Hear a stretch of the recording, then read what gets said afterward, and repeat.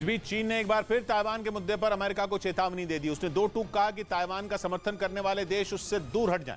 इसके साथ ही चीन ने ताइवान की सीमा में फिर अपने जंगी जहाजों और युद्धपोतों को भेज दिया। हालांकि उसने 3 दिनों की ही मिलिट्री ड्रिल का ऐलान किया था, जो एक दिन पहले खत्म हो गया।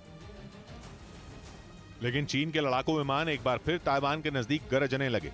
उसके युद्धपोत फिर से ताइवान की धड़कनें बढ़ाने लगे। दुनिया को लगा था कि चीन की ये बौखलाहट खत्म हो जाएगी, क्योंकि उसने 3 दिनों की मिलिट्री ड्रिल का ही ऐलान किया था।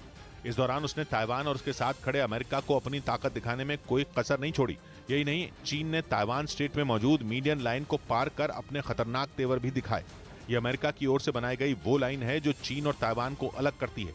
इसके अलावा चीन के सबसे खतरनाक लड़ाकू विमानों ने भी ताइवान की सीमा के पास उड़ान भरी और उसकी घातक मिसाइलों से लैस जंगी जहाजों ने ताइवान की घेरेबंदी की। ताइवान की नौसेना के मुताबिक इस दौरान चीन के 42 फाइटर प्लेन और 3 युद्धपोत उसकी सीमा के बेहद करीब पहुंच गए थे।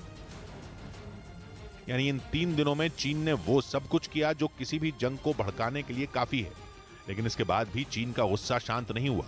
वो ताइवान की राष्ट्रपति साई इंग वेन के अमेरिकी दौरे को भुला नहीं पा रहा है, क्योंकि उसके लाख मना करने के बावजूद ताइवान की राष्ट्रपति ने अमेरिका का दौरा किया था। और चीन इसी बात पर तमतमाया हुआ है। वो किसी भी कीमत पर यह नहीं चाहता कि उसके और ताइवान के बीच कोई तीसरा देश आए।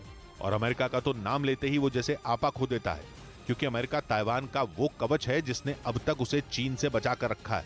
इधर देश में कोरोना के मामले पिछले एक हफ्ते में करीब 80% बढ़ गए। इस दौरान 36,000 से ज्यादा नए मामले दर्ज किए गए, जबकि पिछले एक हफ्ते के दौरान हर रोज कोरोना के 5,000 से ज्यादा नए मामले सामने आए।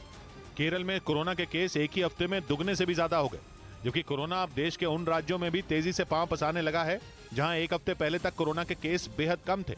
उधर मुंबई में बढ़ते कोरोना केस को देखते हुए बीएमसी ने सख्ती बढ़ा दी।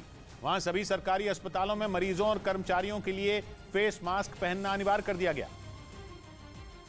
इसके साथ बीएमसी ने 60 साल से ज्यादा उम्र के सभी लोगों से एहतियात के तौर पर फेस मास्क पहनने की अपील भी की, क्योंकि पूरे महाराष्ट्र में कोरोना केस तेजी से बढ़ रहे हैं। सोमवार को 328 नए मामले सामने आए, जबकि संक्रमण से एक मरीज की मौत हो गई। सोमवार तक महाराष्ट्र में कोरोना के 4,667 एक्टिव केस दर्ज किए गए।